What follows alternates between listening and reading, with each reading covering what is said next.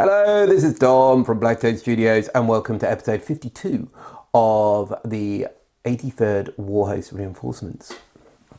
So those who have not seen this series before, essentially I am building a massive word bearer army because why wouldn't you? Each episode I will go off and I will paint a new item for the 83rd Warhost and we will go through what I've painted previously and we'll have a little talk about word bearers as they currently stand in the 9th edition land. So last time I went off and I've painted a Maulerfiend, my best Maulerfiend so far, I'd like to say. It's been a while between episodes. Unfortunately, life has gotten away. COVID has struck the household, so we've been a bit under the weather. I've also had other projects going on as well. But there's some good stuff coming up, some big stuff coming up towards the end of the video, so make sure you stay tuned for that. I have played Tom recently for a battle with his new Black Templar, fancy Black Templar Codex. Very fun game. The word bearers performed admirably, and there's some good stuff coming up. If you haven't watched it already, make sure you check it out. But essentially, Chaos are in a funny place at the moment. I would rant happily for hours to the gods if they listened to say that we need that extra wound, we need a codex. I don't care about new units, I don't care about any new models.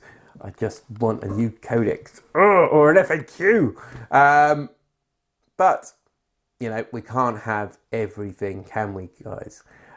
So anyway, without further ado, let's go and have a look at that Maulerfiend. It's been a while and it is waiting for you, so let's go and check it out. So here we are, the third and final Maulerfiend, and I have absolutely loved painting this model. He's such a cool looking guy. Maybe not a cool looking guy as such, but a very nice addition to the 83rd nonetheless. So yeah, as you can see here, I've gone with the tendrils. Posed him up on this rock here, so he's a little bit higher, a little bit of a different pose to the other ones, they're all a little bit individual, which I quite like. And I think on this third one, I have, I'm most proud of this one here. You can see how my paintings kind of changed over the years of all three of them. Maybe at some point I'll put them all next to each other, but not now.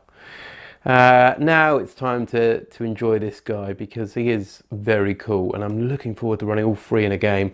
Maybe with some venom crawlers as well. Really get kind of a demon engine thing going. So as you can see, there's lots of runes kind of put across his body here, weathering everywhere. Lots of agrax are kind of put into the recesses of the armour, and a bit of typhus corrosion in there as well. And I think I put a tiny bit of rise or rust on this guy, but not a great deal. Mainly kind of gone with the more kind of grimy stuff rather than rust. And as you can see here, there's a bit of a scar on the eye there. He's taking a bit of battle damage already. Really kind of put a bit of emphasis on like the goopy parts of the demon flesh. So I've used a bit of Nurgle's rot here, kind of on these areas, add a bit of a shine to it, leaving the armour a bit flatter in comparison. So that was a very kind of conscious decision I've made here, just to kind of emphasise the flesh, make that stick out a little bit more. And I think really, as you kind of look at the others, you'll notice how the paint style has changed throughout. So yeah, I'm really glad I've kind of finished on this guy. He was a nice model to paint. And hopefully he's got a nice colourful future ahead of him. If we've seen anything from the Thousand Sun Codex and a Death Guard Codex, I think Demon Engines are where it's going to be, especially when it comes to the word bearers, a few Master of Possessions and Greater Possess and Demon Princes, and away we go. So this is my Maulerfiend. If you guys can think of a name for him, I would appreciate that. But yeah, very proud how he's turned out and looking forward to crushing some Templars soon with him. So it's time for something big. Let's see what is next on the paint station. So there you go. That was my Maulerfiend. Absolutely love painting that model. It's great to finally get all three of them in one place. At some point I may be going into Forge Fiends, but at this moment in time, that is them done for now.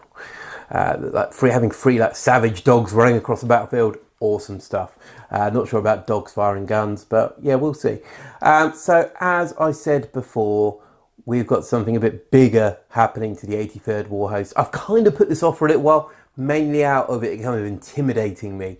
But those who watch our live stream on a Tuesday, which I recommend you all do, myself and Tom will have a hobby stream every Tuesday over on our YouTube channel, which you're currently watching. So make sure you subscribe and watch it live with us and join in the chat and fun. However, those on the live stream have noticed it has been in the background for a while, and it has been there intimidating me, whispering in my mind. But, ladies and gentlemen, it is time to finally make this. So the 83rd Warhost finally get themselves a Titan.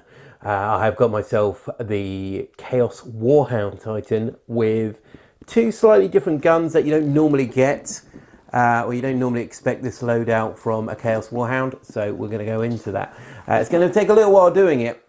Hopefully it won't take me as long as it has since the last episode, but I've got a lot of prep work. This is going to be the centerpiece for the 83rd Warhost. Really hyped for doing this and getting it ready for the next big apocalypse game between myself and Tom. Tom obviously has a Imperial Warhound, so it's time for the Chaos to take the next step and matching that with our own. So I've got it.